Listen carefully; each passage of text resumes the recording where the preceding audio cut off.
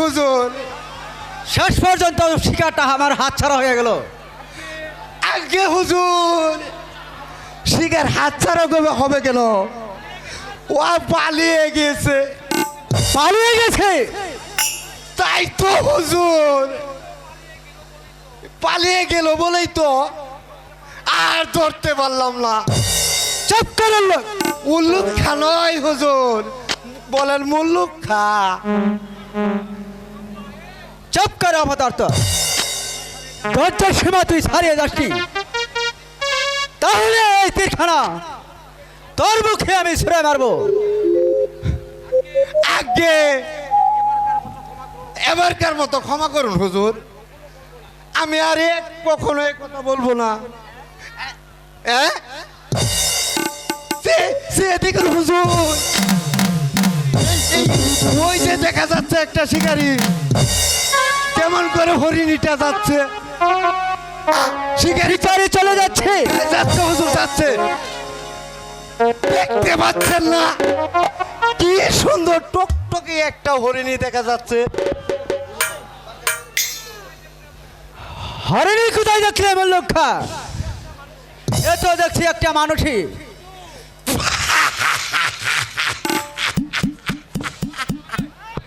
হুজুর, ওইটাই হরিণী ভেবে স্বীকার করে নেন। হরিণীকে চুপ করার লোক। তাতে বুঝলাম হুজুর, সবকিছুই তো বুঝলাম, মেয়েটা এদিকে তো তেরে তেরে আসছে কেন?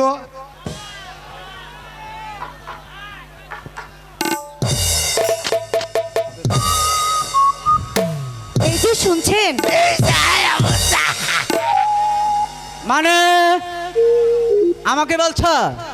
হ্যাঁ আপনাকেই বলছি। আমারে কইতাছো তুমি? হ্যাঁ, শিকারের উদ্দেশ্যে আপনি আমার শ্যামলীকে ধাও করছেন কেন?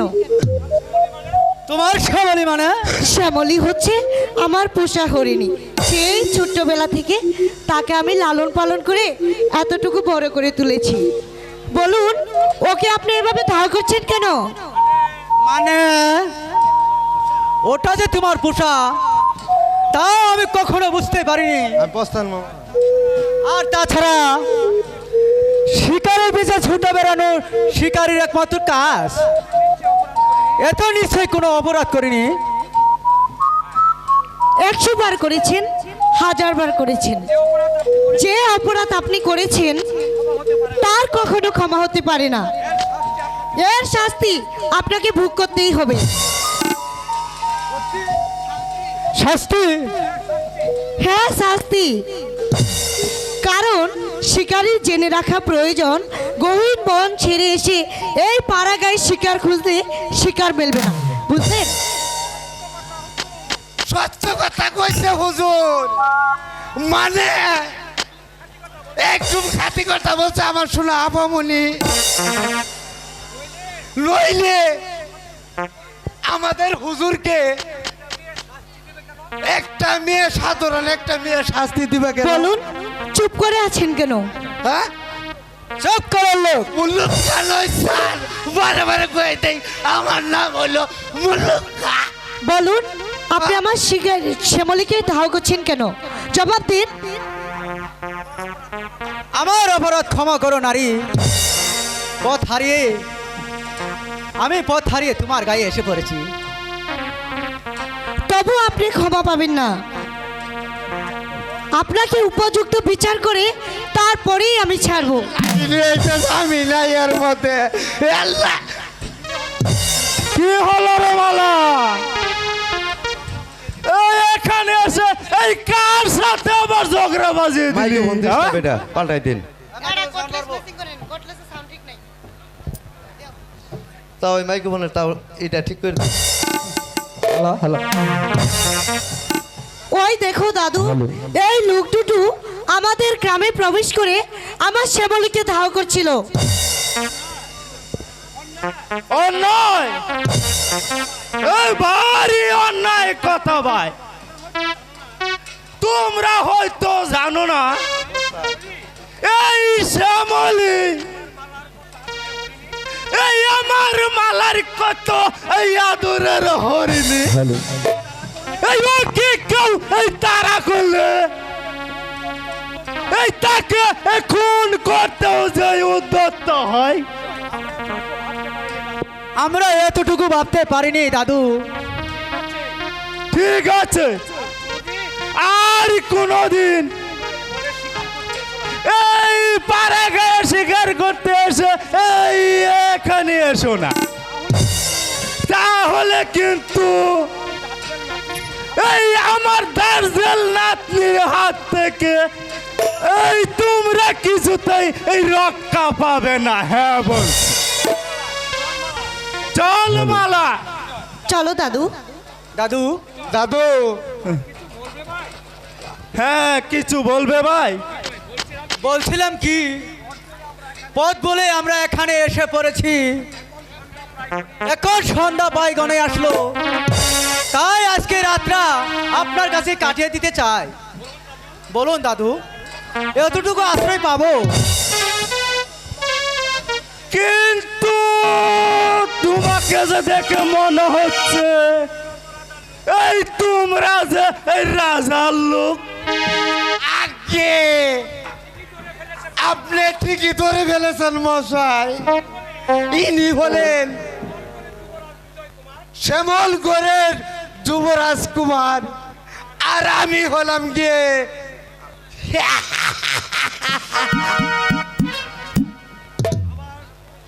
আমার সহচর মুল্লুখা। হ্যাঁ আপনারা যাই হন, আপনাদেরকে আশ্রয় দেওয়া আমাদের পক্ষে সম্ভব নয়। এবার আপনারা আসতে পারেন। চলো দাদু। চলুন চলুন স্যার। তুই চুপ কর বেতনি। কি? আমি পেতনি? তুমি আমাকে পেতনি বললে? ঠিক আছে দাদু, আমি তোমার সাথে কথাই বলবো না। দাঁড়া দাঁড়া দাঁড়া বলছি। এই এই কে বললো তুই বেতনি? এই তুই যে আমার এই রাধা রাতের এই চাঁদনি। দাদু, দাদু, আমরা কি তাহলে আসবো? হ্যাঁ, এই তোমরাও আমার সাথে এসো। এই শত হলেও এই তুমি হলে আমাদের এই যুবরাজ, এই মানে আমাদের অন্নদাতা। এসো যুবরাজ। তাই চলুন দাদু। এই চলো মাল্লা। চলো দাদু।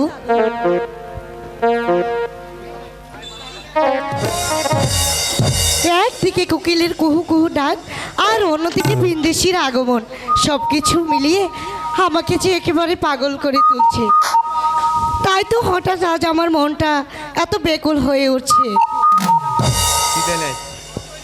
যতই আমি নিদ্রা যেতে চাই, ততই সেই ভিনদেশীর চেহারা আমার চোখের সামনে ভেসে ওঠে। তবে কি সেই ভিনদেশীর চারুল কাঠি দিয়ে আমাকে বশীকরণ করেছে? নহলে আজ কেন আমার এমন হবে? কেন বারবার সেই কালো কোকিলের ডাক আমার এমনকে পাগল করে তুলবে? আরে ওই কোকিল, থাম না, থাম না কোকিল, তোর ডাক যে আমি সইতে পারছি না। থাম না দুষ্ট কোকিল, তোর ডাক আমি সইতে পারছি না।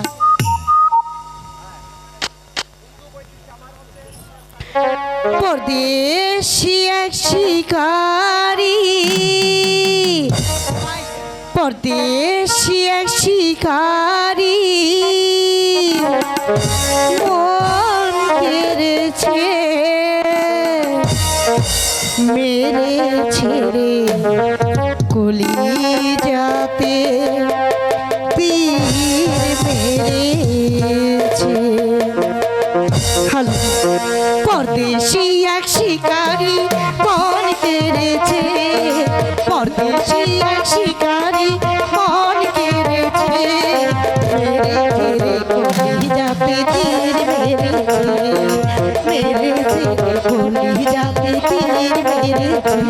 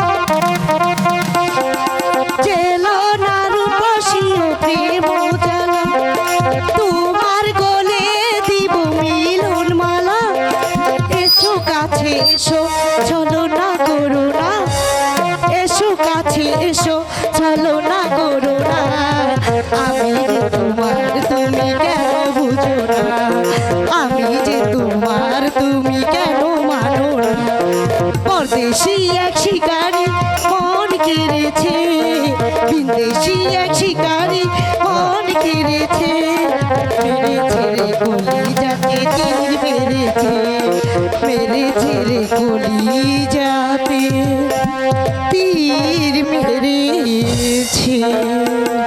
বাহ বাহ, চমৎকার কণ্ঠ তোমার মালা। একই যুবরাজ আপনি অসময়ে হঠাৎ এখানে তোমার মধুমাখা সুর আমার যে ঘুম ভেঙে দিয়েছে মালা, তাই তো তোমার গান শুনতে আমি তোমার কাছে ছুটে এসেছি। ও তাই বুঝি চোরের মতো চুরি করে আমার পাশে দাঁড়িয়ে আমার গান শুনছিলেন কেমন? শুধু গান শুনছি না মালা, আরো ভাবছি। কি ভাবছেন বলুন যুবরাজ, আপনি কি ভাবছেন? তোমার গানে কি জবাব হতে পারে মালা? তাহলে বলুন। সোনা সোনা চাঁদ্র পশি বলি যেত মারে গো বলি যে তোমার। না না শুনবো না।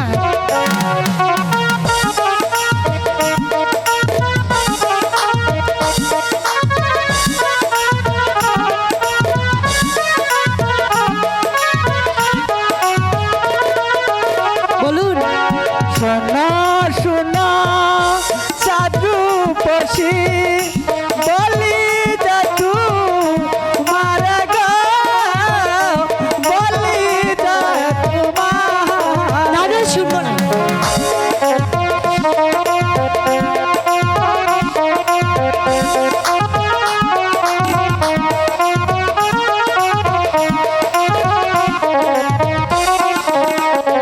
আই গো তোমার গলা মধ্যে আমার কেড়ে নিল, আয়া গো কেড়ে নিল হায়। এই ছাড়ুন ছাড়ুন বলছি। দুষ্ট কোথাকার, আপনি ভারী দুষ্ট কুমার।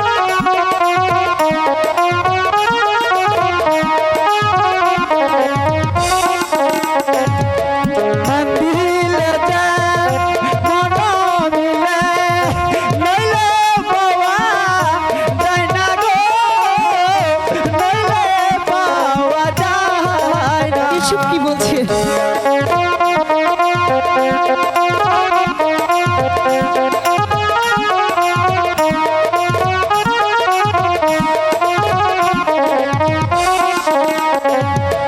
মন দিলে যে মন মিলে নইলে পাওয়া যায় না গো, নইলে পাওয়া যায় না।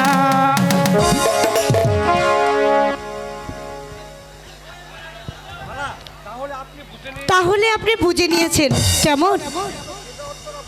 এত সোজা অর্থটা বুঝতে পারবো না মালা। যুবরাজ বলো মালা। তাহলে বলবো, তাহলে সত্যি বলবো আমি। হ্যাঁ বলো মালা।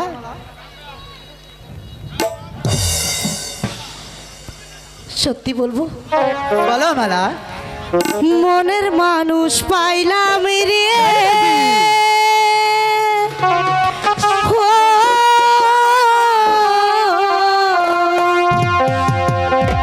মনের মানুষ পাইলাম রে বহু বছর পরে আদর দিয়া সৌভাগ দিয়া রাখিব যতনে তারি ভালোবাসা বুকের ভিতর রাখিব যতনে মনের মানুষ পাইলাম রে বহু বছর পরে আদর দিয়া সৌভাগ দিয়া রাখিব যতনে তারি ভালোবাসা বুকের ভিতর রাখিব যতনে।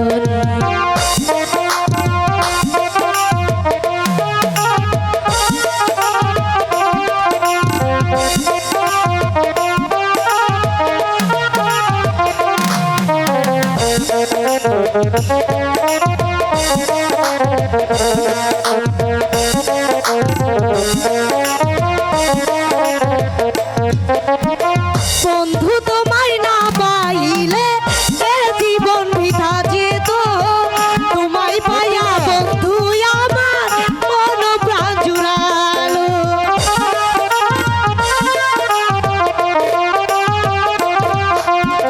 বন্ধু তোমায় না পাইলে এ জীবন বৃথা যেত, তোমায় পাইয়া বন্ধু আমার মন প্রাণ জুড়ালো।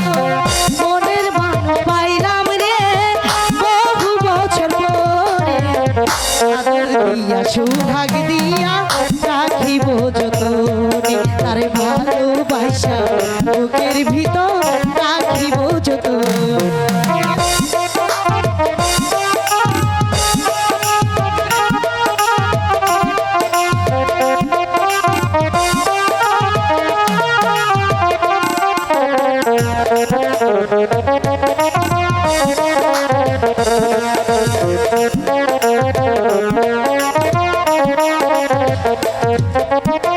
প্রাণবন্ধু লাইগা বুঝি আমার জনম হইছে রে, জনম জনম ভালোবাসা রাখিব বুকে।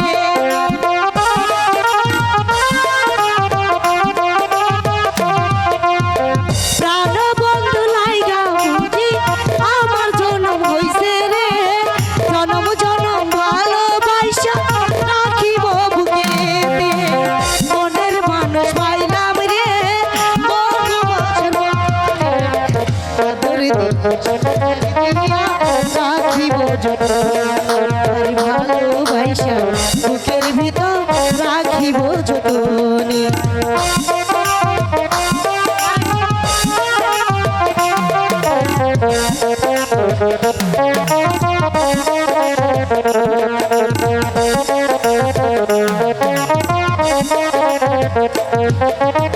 প্রাণবন্ধু লাইগা বুঝি আমার জনম হইছে রে, জনম জনম ভালোবাসা রাখিব যতনে।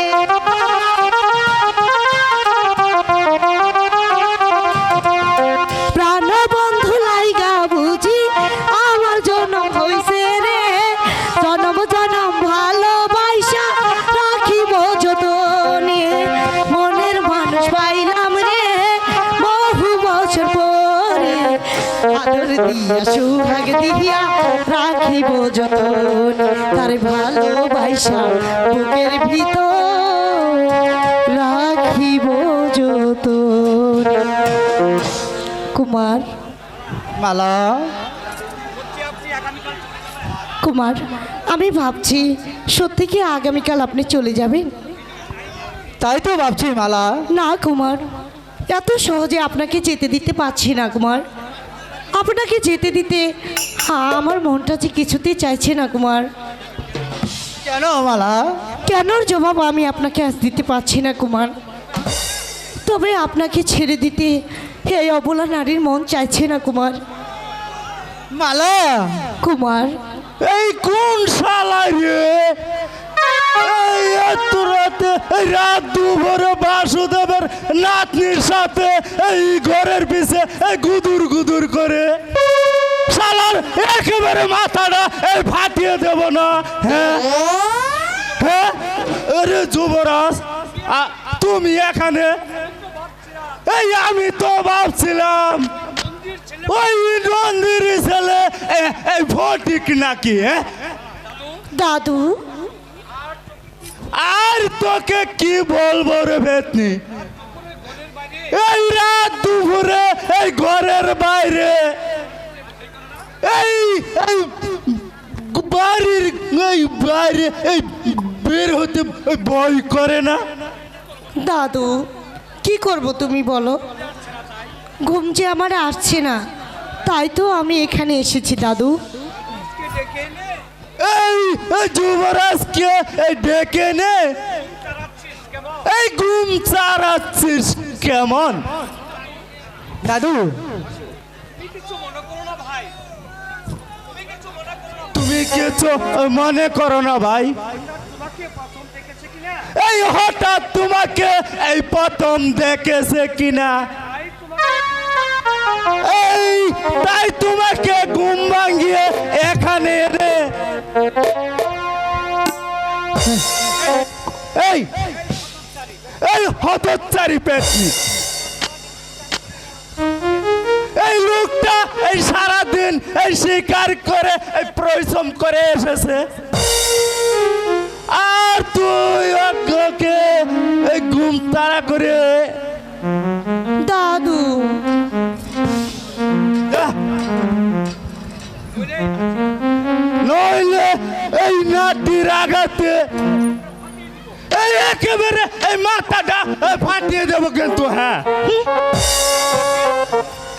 যা বলছি পুরো ভূত কোথাকার।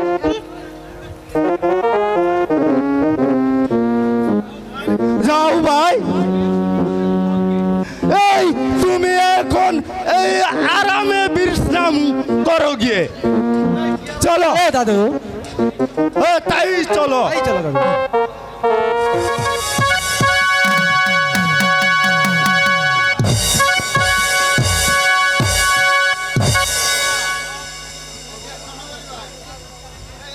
আজ কতদিন হলো যুবরাজ বিজয় কুমার শিকারে গিয়েছে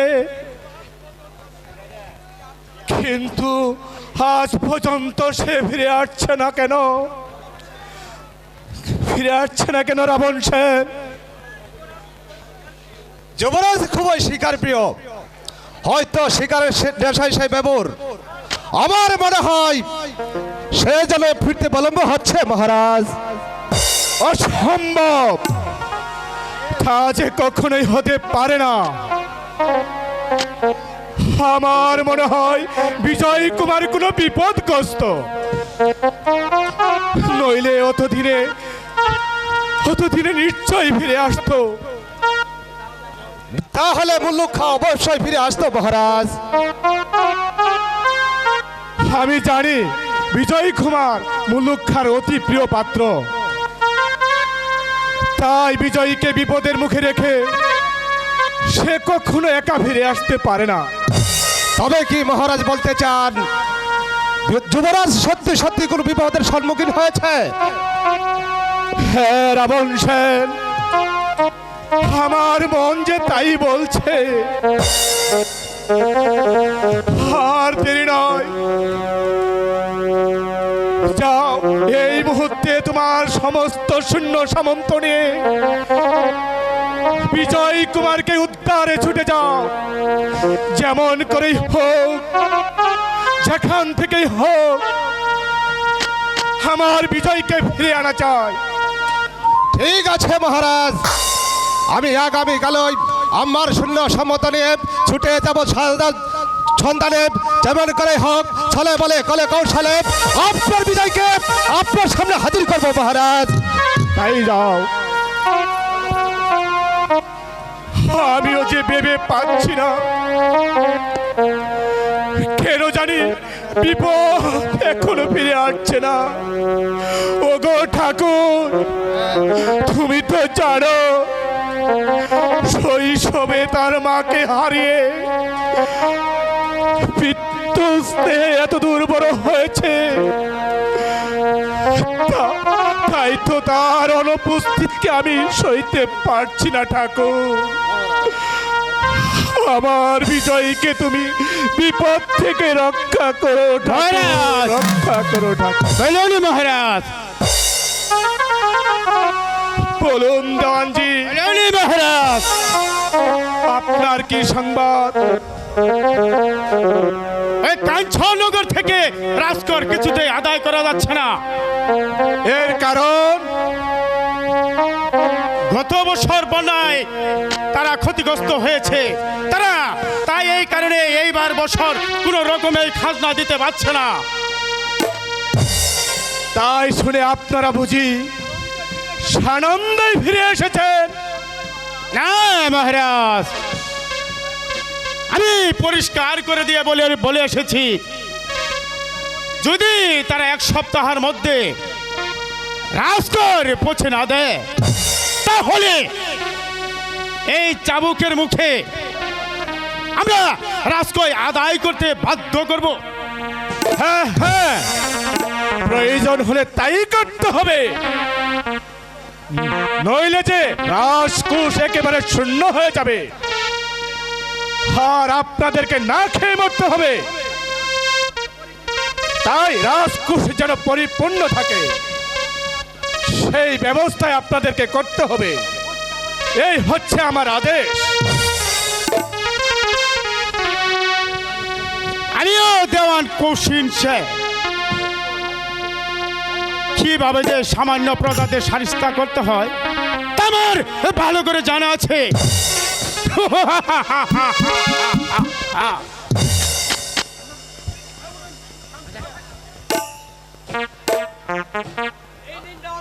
এই নেন দেওয়ান যে আপনার বন্দি শ্যামল খা। তার অপরাধ ওই কাঞ্চননগরের রাজকর আদায় করতে গেলে ওই কাউকে নাকি ফিরে আসতে দেবে না। ওই প্রয়োজন বুঝে ওই রাজ শক্তির বিরুদ্ধে বিদ্রোহী করবে, তবে একটি পয়সাও রাজকর দিবে না। তাই নাকি? বেশ, তুই যা, আমি ওই শয়তানকে এখনই বুঝিয়ে দিচ্ছি বিদ্রোহী করার প্রতিফল কত ভয়ঙ্কর। আমি তাই যাচ্ছি দেওয়ানজি। বল, তোর নাম কি?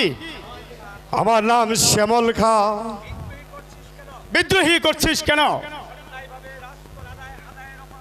অন্যায়ভাবে রাজকর আদায়ের অপরাধে। অন্যায় ভাবে নয় তো কি, যে প্রজারা দিনের পর দিন স্ত্রী পুত্র নিয়ে না খাই কাটাচ্ছে দিন, আর তাদের আদর্শ দেওয়ার অপরাধে তাদের উপর চালাচ্ছেন নির্যাতন চাবুক। এই অন্যায় আমরা কোনোদিন চোখ বুঝে সহ্য করে নিব না। তাহলে রাজকর দিবে না কেন? না, কেন কেন রাজকর দিবে না? জানো তুমি এর পরিণাম কত ভয়ঙ্কর? আগে জানতাম না, এখন বুঝে নিলাম। কি বুঝে নিলে? বুঝে নিলাম আমরা গরিব বলে সকলের মার খেয়ে যে আমাদের থাকতে হয়, আমাদেরও আপনাদের মতো শয়তানের বিরুদ্ধে রুখে দাঁড়াতে হবে। তারপর আপনাদের হাতের চাবুক কেড়ে নে, পাল্টা চাবুক আপনার পিঠে বসিয়ে দেব। চাষার বাচ্চা, এখনই আমি তোকে বুঝিয়ে দিচ্ছি এই চাবুক তার পিঠে পড়ে দাদা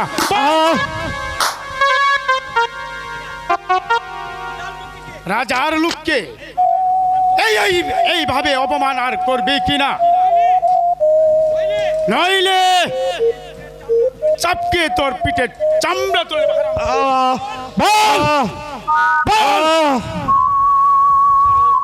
মারুন মারুন, যত পারুন চাবুক মারুন, তবু এই মুখ আর বন্ধ করতে পারবেন না, কারণ চাষাদের মুখ যে বন্ধ থাকে না। আচ্ছা আচ্ছা, দেখা যাক তোদের মুখ আমি বন্ধ করতে পারি কিনা। বল, আরো এই কথা বলবি কিনা? বল বল, আর এই কথা হুশিয়ার কাকা, ওর গায়ে আরেকটা চাবুক পড়লে আমার হাতের পিস্তল খানা ভীষণ ভাবে গড় চড়বে। তুমি আবার কি বলতে চাও সুমন বাবা? আমি বলতে চাই ওই চাচারা হচ্ছে আমাদের প্রাণ, তাই ওদের গায়ে আরেকটা চাবুকের আঘাত পড়তে দেব না। তবে কে তুমি বাবাজি? ওই ওই ছোট লোকের দলে? ছোট লোকের দলে নয়, বলুন এর দলে। এর দলে? নয় তো কি, তারা রোদে পুড়ে বৃষ্টিতে ভিজে মাঠে ফসল ফলিয়ে আপনাদের ধনভাণ্ডার করে দিচ্ছে পরিপূর্ণ, তার বদলে আপনারা চালাচ্ছেন তাদের মুখে চাবুক, তা আমি হতে দেব না।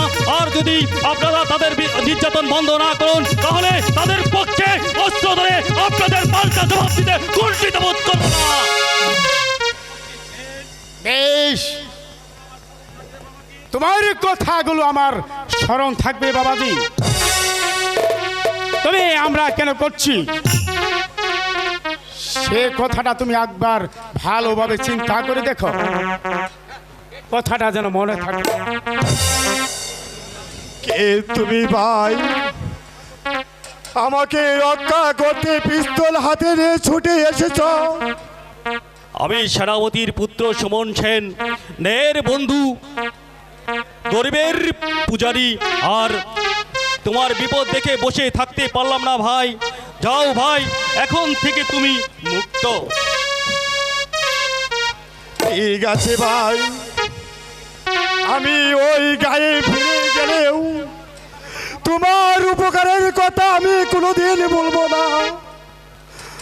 আমি আর ওই কাঞ্চন নগরে গিয়ে বলবো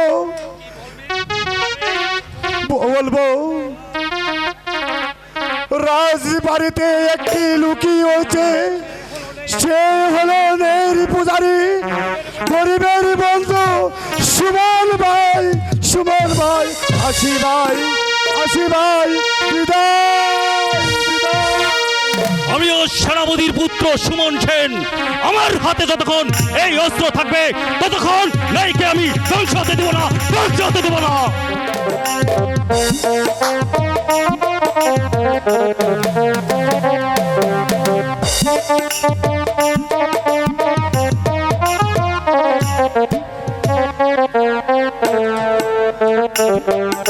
না, কতক্ষণ হলো আমি তার জন্য এখানে দাঁড়িয়ে আছি, এখনো তো সে আসছে না। তাকে না দেখা পর্যন্ত আমার ঘরে কিছুতেই মন টিকছে না। ঠিক আছে, আমি এই অবসরে বসে আমি আমার মালাখানা গেঁথে নিই।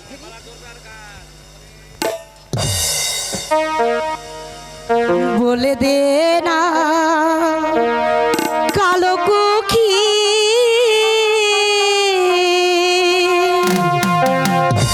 বলে দে না রে কোথায় আছে প্রাণের বন্ধু দেখে না জিয়া গো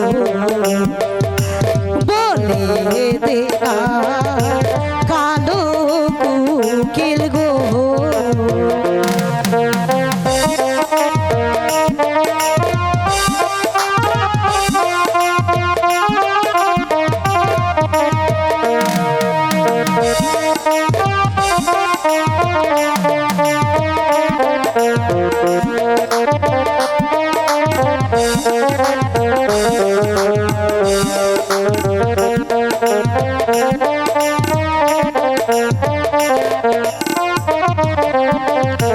বিদেশি মোর গহলার মালা অচিন সে কালিয়া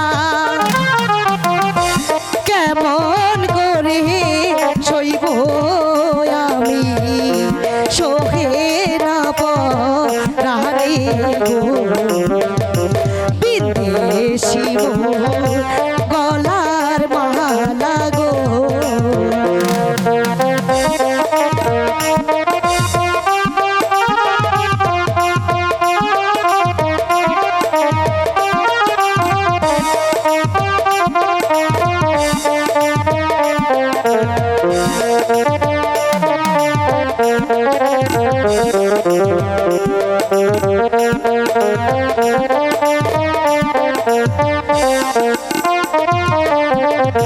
সে বিহনে মোহন মানে না বুঝাই কেমন করে কতক্ষণে আসবে সে আমি বসে থাকিব ও সে দেশে বন্ধু আমার গো। সত্যি তুমি জাদু জানো মালা? তুমি এসেছো যুবরাজ? হ্যাঁ মালা, নইলে এতদিন হলো তোমাদের এখানে এসেছি, কিন্তু আজও দেশে ফিরে যেতে মন চাচ্ছে না। যুবরাজ, আমি মালা। সামান্য এক নারী, আমার মাঝে কি এমন রূপ গুণ আছে যার জন্য আপনি দেশে ফিরে যাইতে চাইছেন না? যদি বলি সেই গুণটা তোমার মাঝে আছে মালা, বলুন যুবরাজ, বলুন কি গুণ আছে আমার মাঝে? না, এখন বলবো না। তাই বেশ, তবে আমিও চলে যাচ্ছি। যে হে না যে হে না মালা আবার হে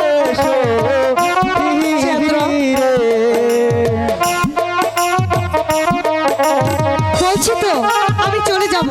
ছাড়ো ছাড়ো। তুমি কিছুতেই যাবি না। যে হে না যে হে না মালা আবার হে কি বলছো?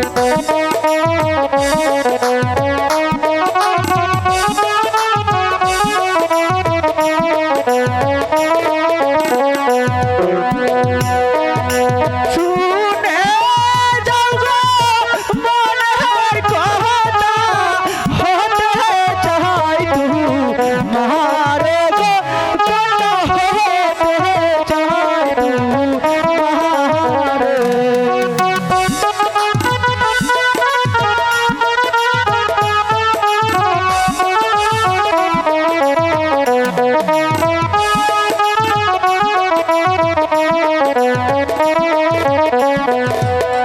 দেখো না দেখো না বন্ধু, দেখো না আমারে।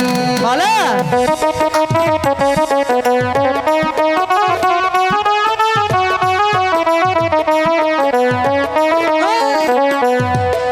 দেখো না দেখো না বন্ধু, দেখো না আমারে।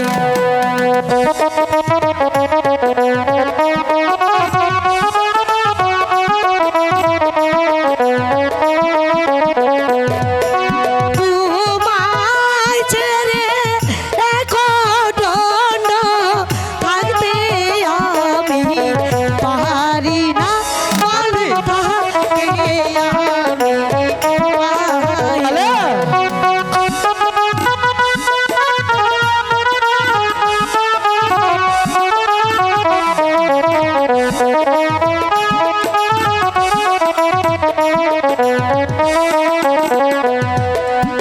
আমার জীবন থাকতে কেন কেন ভাবো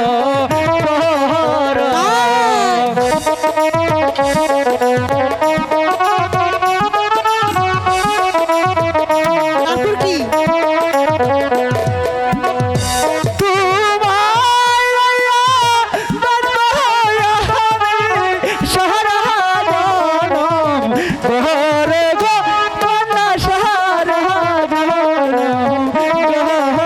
তাই নাকি?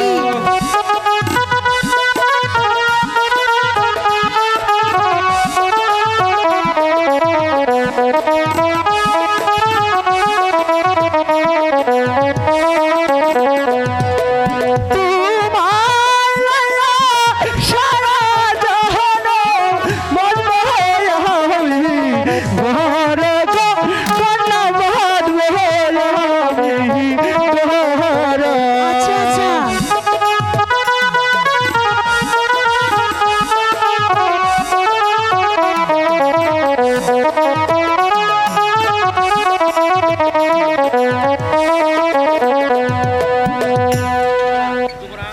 যুবরাজ, বলো মালা। কাছে এসো যুবরাজ। মালা, ওই চন্দ্র সূর্যকে সাক্ষী রেখে তোমার গলে এই হৃদয়মালা পরিয়ে দেই যুবরাজ। মালা, যুবরাজ, তুমি এত ভালোবাসো আমাকে মালা। হ্যাঁ সত্যি যুবরাজ?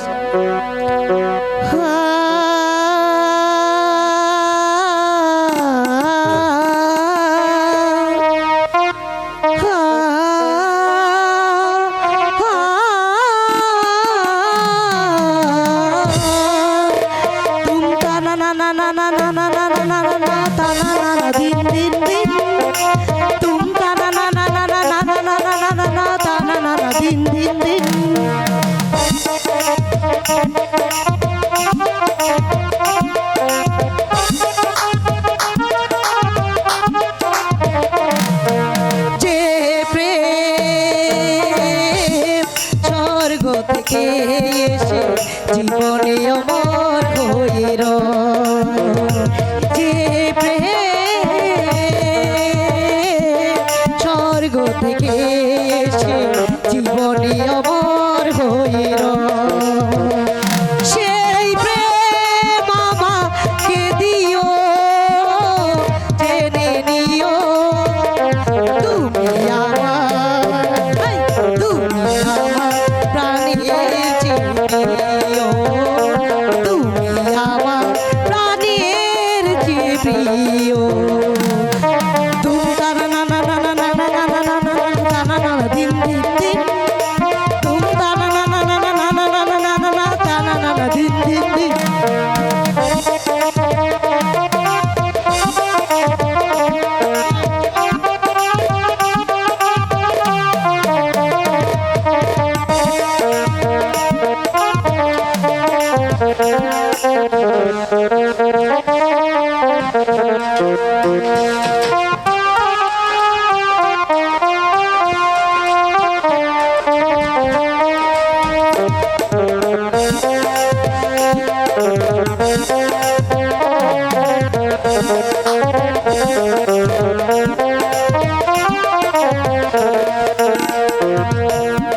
তুমি আর আমি আর কেউ নয়, এমন একটা যদি পৃথিবী হয়।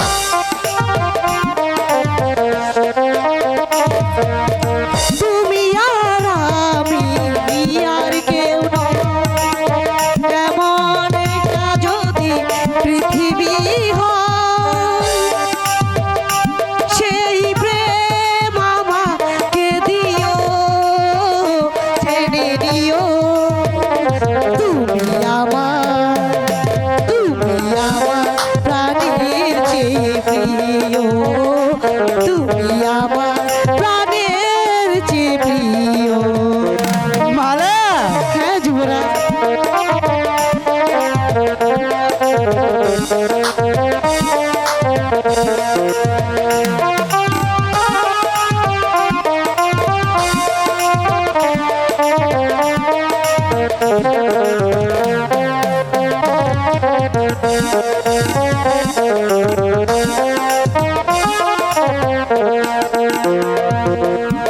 চাই না কিছু তো জীবনে তোমার মুখটা যদি দেখি একবার।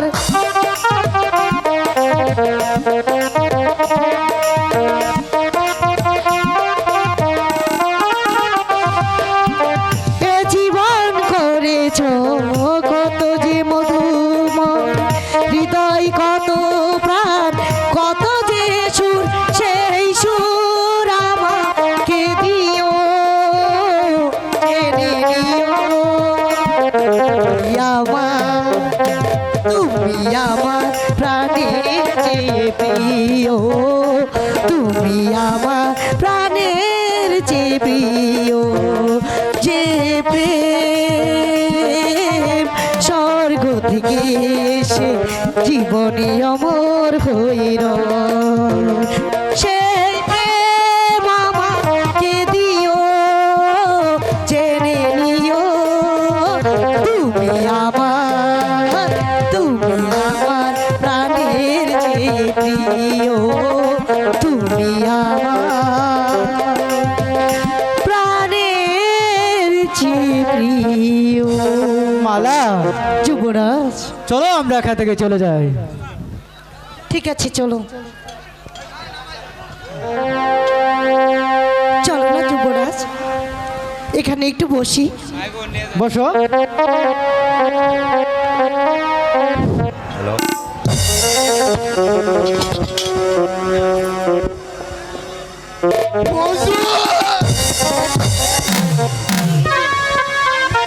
একবারে নাইলি মজবুর প্রেমের মতন আটা লাইকে গেছন ছিঁড়ে ফেলুন হুজুর। হ্যালো, ছি, দুষ্ট কোথাকার। দুষ্ট নয় হুজুর, হুজুর মাল আছে হুজুর, ছিঁড়ে ফেলুন। আগে বলছিলাম না হুজুর, শিখের হাত ছাড়া হতে যাবো কেন? এখন তো দেখছি অনায়াসে শিকার আপনার হাতে ধরা দিল হুজুর। হুজুরকে তবে খাস শিকারি বলতে হয়। কি বলেন দর্শক ভাইরা? চুপ করুন লোকা। উল্লুক্ষা নয় স্যার, আমি কই আমার নাম মুল্লুক্ষা। হেলি না করি কেন এখানে এসেছিস তাই বল। হুজুর, ওই ওই মালা টানেছি আমি আলাইন হুজুর। কেন, কি হলো তো? আমার আল্লাহ রে, আমার নয় হুজুর, মানে আপনার। আগে আমি দূর থেকে লক্ষ্য করলাম আমাদের ওই সেনাপতি বেটা এদিকে ছুটে আসছে হুজুর। সেনাপতি রাবণ কোথায় সে? হয়তো কোথায় হুজুর আত্মগোপন করে রয়েছে হুজুর। দেরি করবেন না হুজুর, মালা নেবেন না, পালাই দেন হুজুর। এই নে মালা তোর কাছে রাখ। এই আছে আমি না, পালাই দেন হুজুর। এবার চলুন আমরা এখান থেকে কইতে পড়ি। যুবরাজ, আমার যাই গো। আপনি এখানে আর আমি কিনা সারা বন খুঁজে বেড়াচ্ছি। বলুন কি সংবাদ সেনাপতি মশাই? মহারাজের আদেশ, এই মুহূর্তে আমার সাথে আপনাকে প্রাসাদে ফিরে যেতে হবে। তিনি আপনার জন্য খুবই চিন্তিত। পিতা আমার জন্য চিন্তা করছে। ঠিক আছে সেনাপতি মশাই, আমি আর এক মুহূর্ত দেরি করব না। চলুন সেনাপতি মশাই। হ্যাঁ, তাই চলুন যুবরাজ। হুজুর আপনি যান, আমি ওই শালা বাসুদেব বেটার কাছে সংবাদটা দিয়ে আসি। আর এই ফাঁকে সুন্দরী মালার সাথে একটু দেখা কইরে আসি।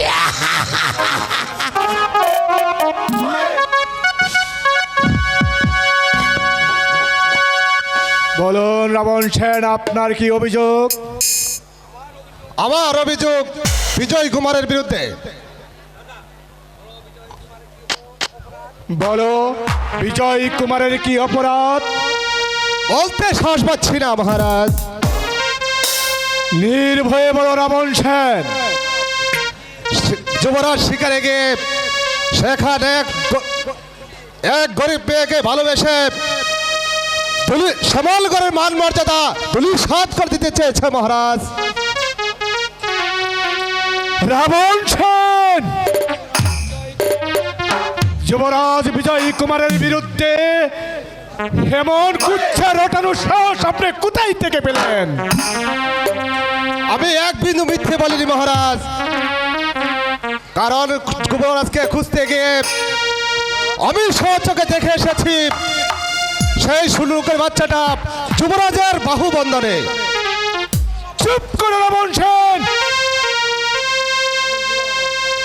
আমি যে ভেবে পাচ্ছি না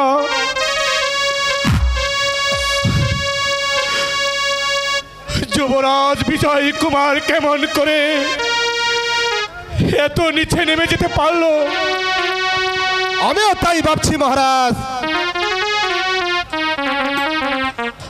যুবরাজ কেমন করে আপনার মান মর্যাদা বিসর্জন দিয়ে একটা ভিখারির মেয়ের প্রেমে পড়েছে মহারাজ। না না, অসম্ভব, তা আমি কোনোদিনই হতে দিব না। তোমার কথা যদি সত্য হয়ে থাকে তবে ওই লম্পট ভিখারির বাচ্চাটাকে এমন শাস্তি দিব যা দেখে কেউ কোনোদিন বামুন হয়ে চাঁদ ছুঁইতে যেন সাহস না পা।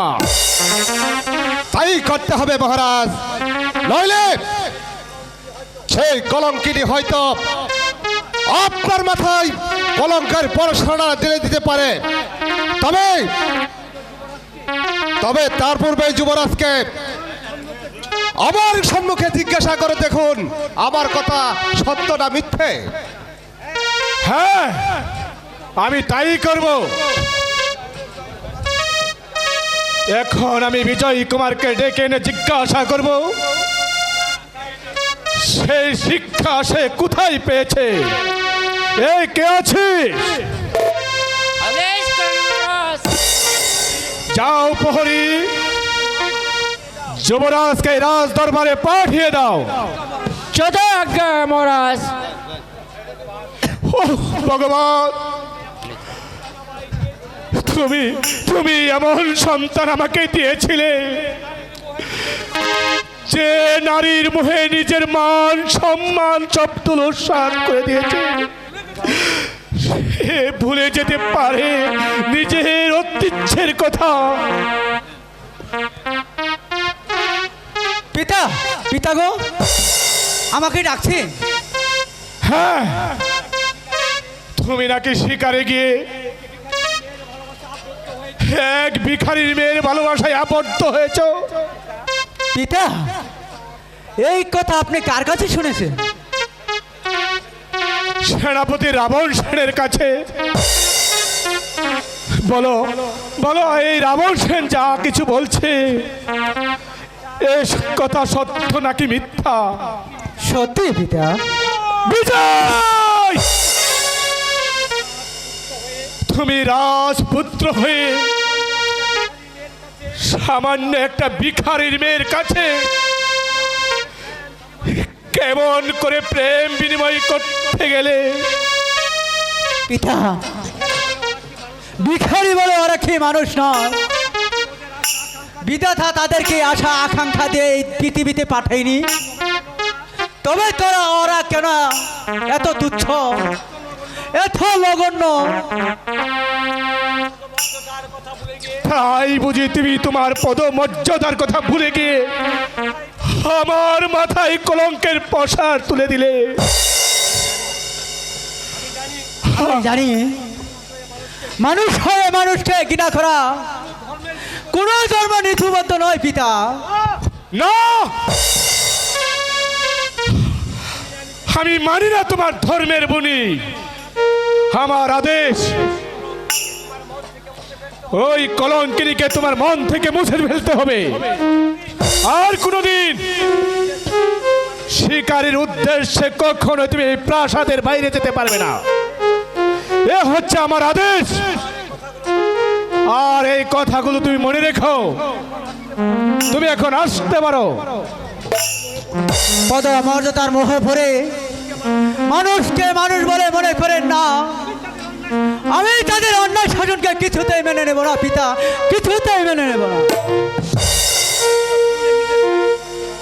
এই তো সব শুনলেন নিজের কানে মহারাজ।